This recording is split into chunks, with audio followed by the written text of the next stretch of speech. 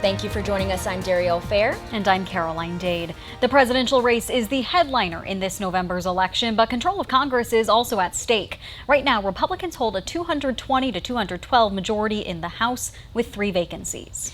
That means Democrats need to flip a few of those seats to retake control.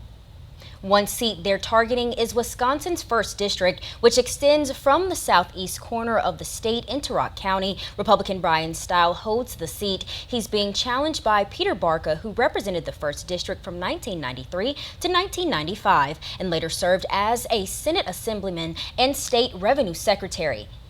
I sat down with the congressman to talk about the race. Joining us now is Representative Brian Stile. Congressman, thank you so much for being here today. Thanks for having me in.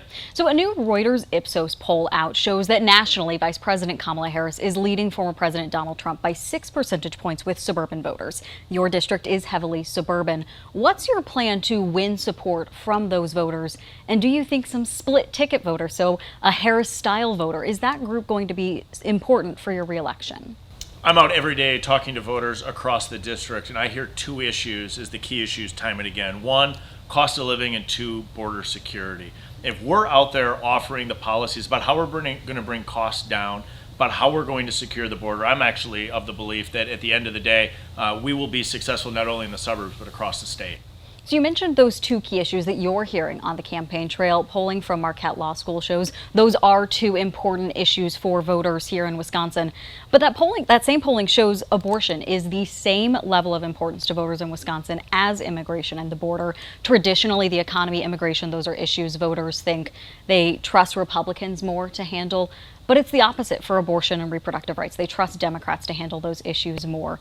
What do you think that means for elections more generally across Wisconsin in a state as closely divided as ours is? Well, I think it's important to go out and have the conversation with voters about the issues that we're facing. Abortion is not an issue that's well settled in 30-second negative TV ads. We need to make sure that we're informing people even what the state law is. Under the current law in the state of Wisconsin, abortion is allowed up to 20 weeks through the pregnancy for a woman. I myself have reasonable exceptions for rape, incest, and life of the mother. We see a lot of television ads that are demagoguing on the issue, and in particular, my opponent has an advertisement that's been called blatantly false. In particular, I support IVF. I think it's an important way for families to be able to begin a family, and sometimes the only way a family can begin a family. It's why I support IVF and support lowering the cost for families so that they can afford IVF. But going out and talking to voters across the state about the issues that matter, having that adult conversation is, at the end of the day, what I think will prove a successful path for myself and for other candidates who are running. If a federal abortion ban or a law limiting abortion access nationwide were to come before Congress, would you support it? There will be no law that will come before Congress that will ban abortion at the national level. What we have seen is this issue has been primarily returned to the states. Again, in the state of Wisconsin, under current law, abortion is allowed until 20 weeks through the pregnancy. At the federal level, what we're often dealing with is issues such as federal funding for abortion. I am of the belief that we should not be using federal taxpayer dollars to fund abortion. Many Democrats across the country believe that that's an appropriate use of taxpayer funds. That's often where that dialogue is at the federal level. I get your point saying you don't believe a bill like this would come before Congress, but we hear from voters that this is an issue that matters to them. This is an issue that they want a straight answer from their politicians and their elected leaders on. If a bill like that were to come before Congress, would you support it? There won't be that bill before Congress. Again, if it it's is, been returned. But if it does. There will not be such a legislation that will come before Congress. President Trump has been clear on this. Candidates have been clear on this. This is an issue that's been primarily returned to the states. In the state of Wisconsin, abortion is allowed until 20 weeks of a woman's pregnancy. That decision will remain primarily in the states. Going back to the economy for a second, a new report out shows the CPI dropped to 2.4%. That's the lowest level since February 2021. But this is still an issue voters care a lot about. People are still paying more than they want at grocery stores. What do you think we should be doing more of to better address inflation? The rate of inflation has reduced, but the cumulative impact of inflation is still clobbering American families. Everything's about 20% more expensive when the Biden-Harris administration started.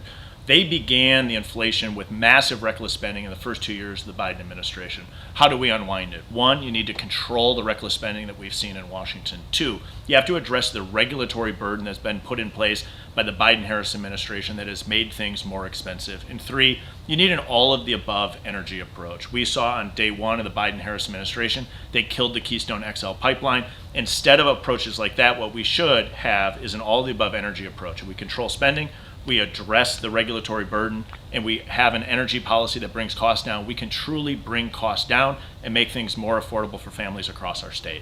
Let's talk a little bit about who you're getting support from right now. Union voters have typically been a strong voting bloc for Democrats, but you just received the endorsement of 2 unions in Janesville. What evolution have you seen with the working class vote in southern Wisconsin?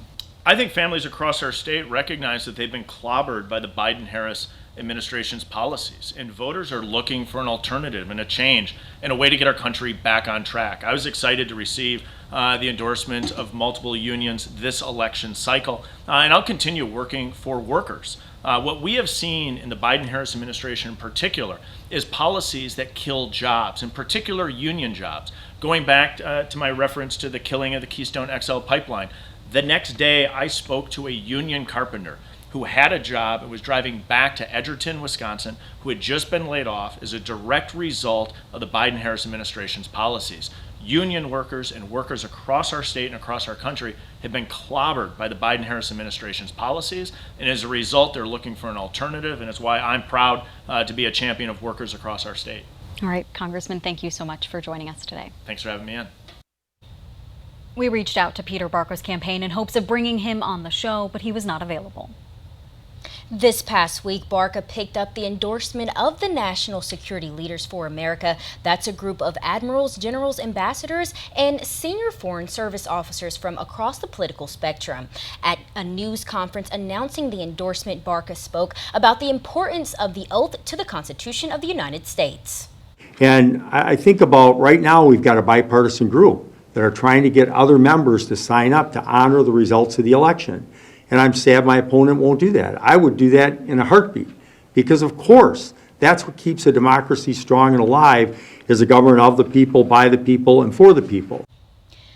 Barca also said his record shows he will put his country first before his party.